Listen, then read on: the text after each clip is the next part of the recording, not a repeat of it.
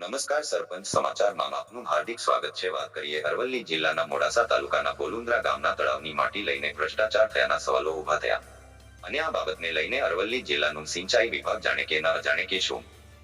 થયેલી વિગતો મુજબ મોડાસા તાલુકાના બોલુન્દ્રા ગામના તળાવની માટીનો ઉપયોગ અન્ય ખેતરમાં થતો હોવાનું દ્રશ્યોમાં જાણવા મળેલ છે।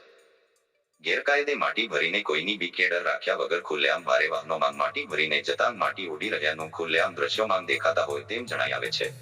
માટી કે ખનીજ વહન કરતા કેટલાક વાહનો નંબર પ્લેટ વગર ટ્રાફિકના નિયમોનો ભંગ કરીને બેફામ ભારે વાહનો ચલાવતા હોવાનું સામે આવ્યું છે।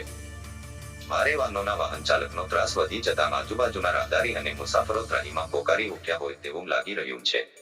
સરપંચ સમાચાર ન્યૂઝ અરવલ્લી, રિપોર્ટ જાડેજા વિરેન્દ્રસિંહ।